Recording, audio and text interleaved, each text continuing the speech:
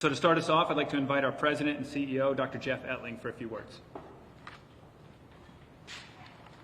Thank you, Curtis. Unfortunately, our Director of Animal Health and Head Veterinarian, Dr. Meredith Persky, could not be with us today as she was pulled into an emergency procedure for one of our apes. We currently don't have any further updates to share, but remain hopeful for a positive outcome. Now, first and foremost, I want to express our heartache for the most recent losses of some of our beloved animals. I also want to extend our deepest gratitude to our dedicated employees who are working tirelessly to manage this difficult situation. We're deeply saddened by the loss of female western lowland gorilla Valera and bonobo brothers Jumanji and Jinga. Our hearts are heavy as we navigate this difficult time, and we're feeling the weight of this grief as we continue to care for the rest of our animals. The care and well-being of our animal residents are the heart of everything we do here at the Jacksonville Zoo and Gardens, and those losses are felt deeply across our entire team. We are doing everything in our power to manage the infection, and our animal care and health teams have been working around the clock to provide the best possible care. I want to emphasize that there is no threat to the public and that the Jacksonville Zoo and Gardens remains a safe place for all of our visitors. Now, for more details, I'd like to turn this over to our Curator of Mammals, Tracy Fenn, who will explain the situation and the measures that we are taking. Tracy? Thank you, Jeff. I'd like to begin by providing an overview of the current situation. Shigella is a bacterial infection that can spread through contaminated food, water, or feces. This infection impacts primates including gorillas, bonobos, and humans. It mainly affects the intestines and can lead to symptoms like diarrhea, stomach cramps, vomiting, and dehydration. While it is highly contagious among apes, I want to stress that it does not pose a risk to the public. In humans, shigellosis usually causes mild symptoms that typically go away on their own without antibiotics. However, unlike humans, apes are more susceptible to severe gastrointestinal infections that can spread to other organs, making it harder to eradicate the infection. Additionally, apes with underlying conditions may be more susceptible to Shigella. The infection cannot be transmitted through casual contact, and all necessary precautions have been taken to protect our animals, staff, and visitors. As soon as we recognized the first signs of infection, we implemented strict biosecurity procedures, including the use of full PPE, restricting access to affected areas, and enhancing sanitation procedures to ensure it remains contained. We've also received additional expertise and staff support from fellow Association of Zoos and Aquariums institutions across the country, for which we are incredibly grateful. Their assistance has been invaluable during the challenging time and exemplifies the strong community within AZA and highlights our shared commitment to animal care and well-being. Our animal care and health teams are fully focused on addressing the needs of our apes, working tirelessly to support the animals through their recovery. Treatment for Shigella involves administering fluids and antibiotics to the apes. Much like when humans are sick, we provide them with a lot of electrolytes to keep them as hydrated as possible. Depending on the severity of their symptoms, some may need IV treatments under sedation. That's where Dr. Meredith Persky is currently. Animal health and care staff closely monitor their activity, appetite, hydration, and stool. We truly appreciate the staff's commitment to caring for these animals, even in the face of their own grief. Thanks to the hard work, dedication, and swift action of our team, we're seeing encouraging progress in many of our apes' symptoms. Still, Shigella is highly infectious, and recovery within the apes may be fluid.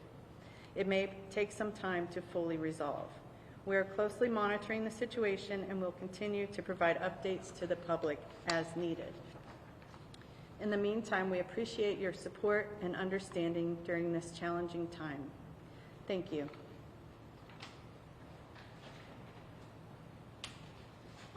At this time, we're going to do some questions, open the floor, but we want to remind you, let me get to it here, give the exact details of where folks can go. Because we know a lot of people in the community have asked how they can help, and I want to make sure we get this right. For ongoing updates, which we've been completely upfront about since the start, it's how you found out about it. we want to encourage you to head to our website, and you can go specifically to jacksonvillezoo.org/Shigella. There you're going to find all kinds of information on what we're doing and ways that you can help. This is obviously not something we budgeted for, and so the community support we've already gotten has been incredible, so thank you for those who've reached out to support us through this. But at this time, we'd like to open the floor for some brief questions and answer with both of our... Quick question. Obviously, there's still apes that are being treated for this. Do we have an idea of how many apes are believed to have been infected? Currently, there are 18 apes in our institution, and a handful of them are still under medical treatment for Shigella.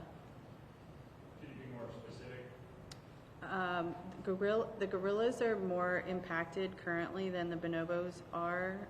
There are varying levels of recovery underway.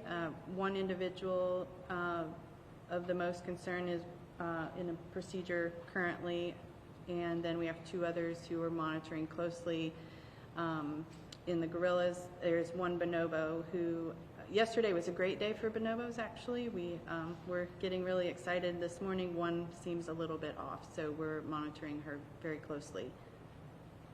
I noticed in the info sheet here you're talking about how some of the apes are being kept indoors and not visible to the public. Can you kind of explain for people who are maybe visiting why that exhibit will be a little bit different over the next couple of days or weeks? Sure. Only the apes who are healthy enough to go outside and not be under constant monitoring and vet care are able to go out into the habitats currently, so that is why you will see fewer animals in the primate forest habitats. When did zookeepers begin to see symptoms? When they start seeing primates having symptoms, when did that all start? I believe it was Saturday the 18th. We were speaking with a wildlife medicine expert yesterday. We mentioned that what's the word I'm looking for? Antibiotic resistant Shigella is becoming more common. Is there any reason to believe or indication that this may be a particularly resistant strain that you're dealing with? That question would be best answered by a veterinarian, so we can get you that answer later. I was talking to Curtis earlier, and he emphasized to me the personal relationships the zookeepers had with these primates. Can you kind of just hit on that a little bit? How, you know, we were to lose a dog or a cat, we'd be very upset. Like for some people who are not zookeepers, they don't really realize how hard this is for the zookeepers right now. You could hit on that a little bit.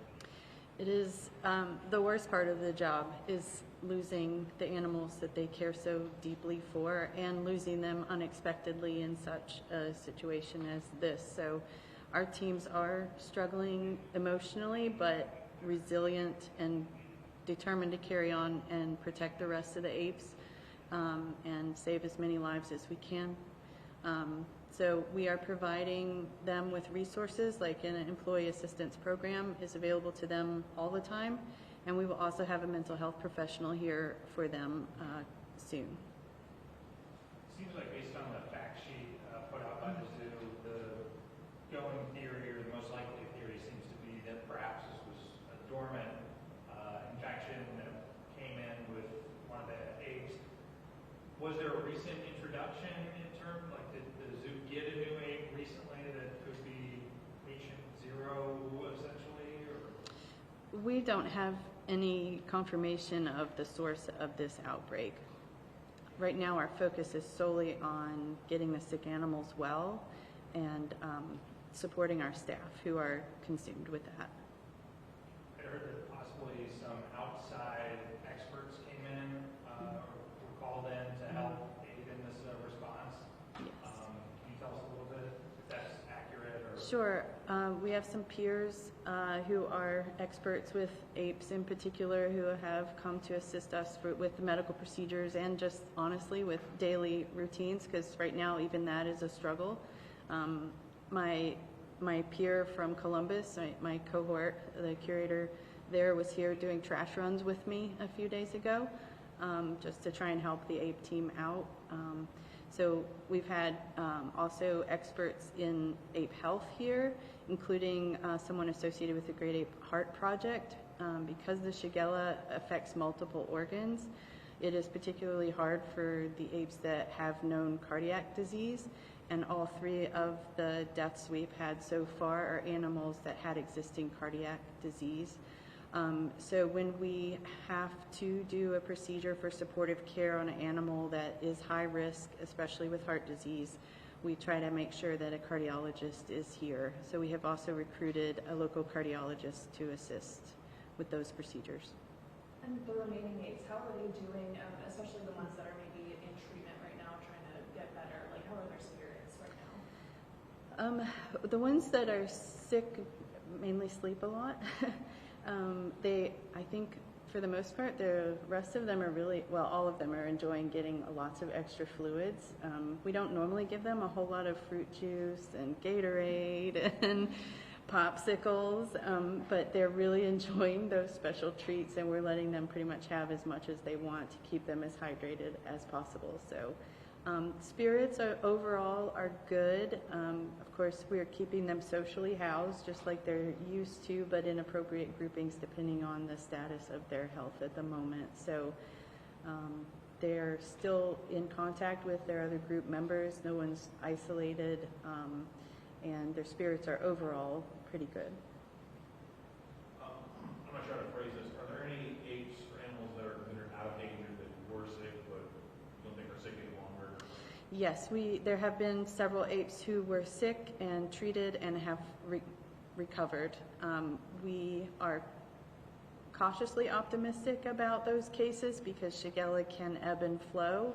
It can seem like it's gone and then relapse. So we're still monitoring. Even those animals who were sick and have recovered, we're monitoring them very carefully to make sure we are not missing anything.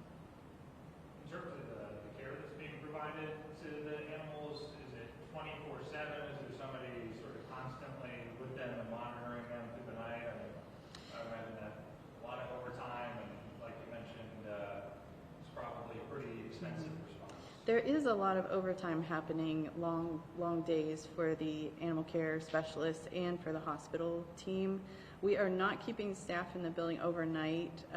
We have learned over the years that the apes need their rest just as much as we do, and if we stay all night, they don't sleep.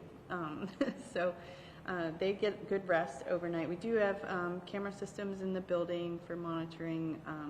We are staying late in the evenings, coming in early in the mornings to do extra monitoring. So